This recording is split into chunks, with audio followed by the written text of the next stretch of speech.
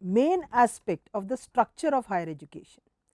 When we wrote this document, we were talking about 800 universities, 40,000 colleges and about 20,000 or 15,000 standalone institutions. The All India Survey for Higher Education was released on 21st of September.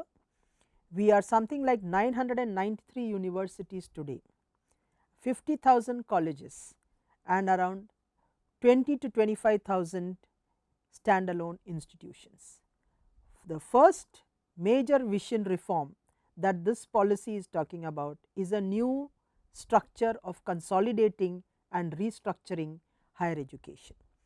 This is only to say that we will try to consolidate the number of institutions, because if you have such a large number of institutions which are not of the same category, you have central universities, you have state universities, you have private universities, you have public deemed universities, private deemed universities, standalone institutions, single discipline universities, multidisciplinary universities. So, you are not only a large system, you are also a very complex system, and if you have a complex system of this kind, governance becomes a big issue. Not only so, other than the leadership, the student himself or herself is very confused as to the kind of structure of institutions that are there. So, we have talked about consolidating these and restructuring these institutions into a manageable number of about 15 to 20,000, actually we have mentioned only 15,000, 15,000 large multidisciplinary universities. I underline the word multidisciplinary, and the reason is because today you have education being structured into silos. It is a BA or a BCom or a BSc or a BTech or a BSc agriculture or an MBBS, you have them put into different buckets. And today we have all recognized that knowledge is comprehensive, knowledge is holistic, knowledge is porous, and if I have a student today in the 21st century only learning arts or science or commerce, I am doing a grave injustice to that student, because that student will not be able to cope with the jobs that are going to come out tomorrow.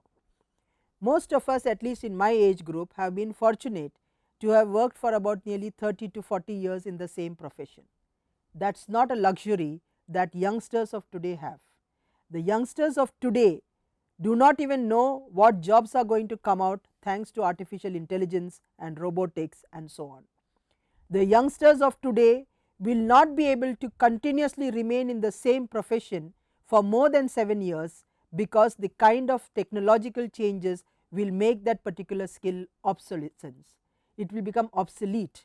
So, the obsolescence of knowledge and the dynamic changes with which one is dealing with means that we will actually need to equip our youngsters with a knowledge of many things, and for that we have proposed a Bachelor of Liberal Arts or Science education, where a student will learn or will have the flexibility to learn a number of courses ranging from social sciences to engineering to pharmacy to agriculture. You are opening up all the disciplines which are found in different institutions to be made available to a student, and who can decide what combination. What is more interesting is that we are saying that sports is equally important as much as music, as much as painting, as much as dancing, because all these are different applications of knowledge. And in today's world, all of these actually have a potential for making you have a very holistic career, where you may be able to change with the changing needs. Now, you will ask, how do we expect to do this? If, for example, the Pune University, where we are right now here, is to offer an engineering course or a medicine course, and if you have to start a new department, it is going to cost a lot of money, it is a lot of resources. So, we have said that it will be like an academic credit bank, and a student will acquire credits from different institutions, maybe within a geographical vicinity, and it is pooled within for a student who is in this Pune University, where he has access to maybe learning music here or take up a pharmacy course in a college which is around or an engineering course, but this will be majoring and minoring, and it is a 4-year program.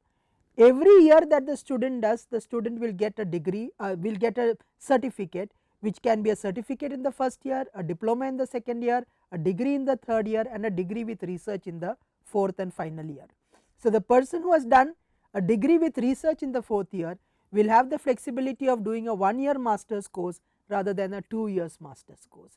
So, this is the new architecture and I think this is one of the major changes. One is the consolidation of institutions as well as the Bachelor of Liberal Arts.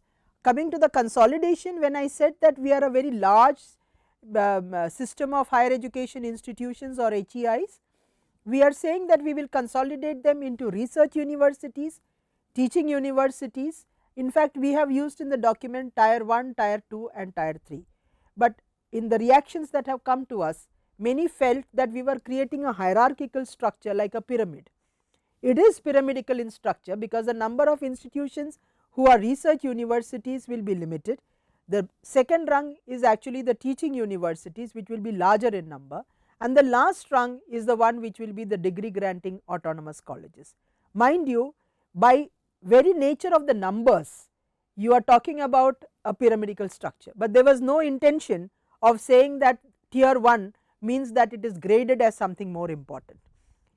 All these will actually aspire to finally become a research university, but at the moment we are not having the kind of institutional preparedness to really think in terms of all institutions becoming research universities. So, research university is one where there is a larger focus on research, but there will be teaching.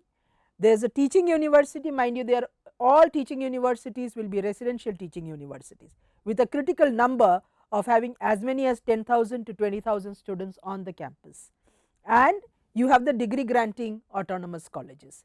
So, this has been one vision that we have talked about.